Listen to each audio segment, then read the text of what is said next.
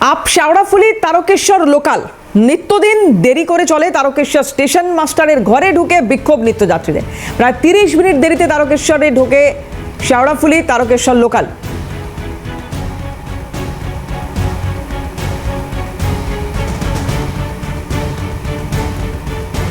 সুভাষ মজুমদার আমাদের প্রতিনিধি রয়েছেন টেলিফোনে, কি জানা যাচ্ছে সুভাষ? একদমই দেবরতী, দেখো আপ শেওড়াফুলি তারকেশ্বর লোকাল নিত্যদিন দেরিতে আসার কারণে তারকেশ্বর স্টেশন প্রবন্ধকের অফিসে ঢুকে বিক্ষোভ দেখালো নিত্যযাত্রীরা। এবং তোমার আরো বলি যে তাদের অভিযোগ যেটা যে আপ শেওড়াফুলি তারকেশ্বর লোকাল শেওড়াফুলি থেকে যখন 5:15 ছাড়ার পর তারকেশ্বরে ঢোকার সময় হচ্ছে তার 6:05 এবং দেখো পুনরায় ওই ট্রেনটি টাউন তারকেশ্বর হাওড়া লোকাল 6:20 যেখানে টাইম, সেখানে প্রায় অনেকটাই দেরিতে ছাড়ে বলে অভিযোগ করে যাত্রীরা। সেখানেই বেশ কিছুদিন যাবৎ প্রায় 30 মিনিট থেকে 40 মিনিট দেরিতে ছাড়ে বলে এমনটাই অভিযোগ করছে নিত্যযাত্রী যারা, তারা মূলত অভিযোগ করছে।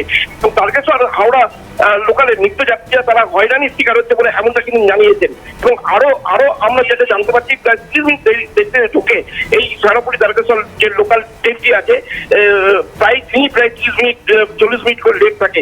এর জেনেই দেখো টাউন তারকেশ্বর হাওড়া লোকালের নিত্যযাত্রীরা স্টেশন প্রবন্ধকের অফিসে ঢুকে আজকে তারা বিক্ষোভ দেখায়। কিন্তু সুভাষ, এই লেটের কারণ কি শুধু শীতকালে কুয়াশা, নাকি এটা সারা বছর এরকম লেট করে?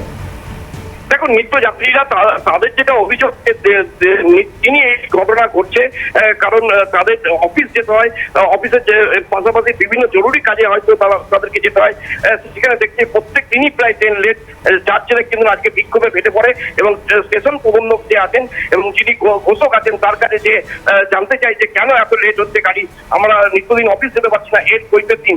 তিনি তার উত্তরে কিন্তু বলেছেন যে আমার কাছে কোনো উত্তর নেই। সেই ছবি কিন্তু আমরা দেখতে পাচ্ছি।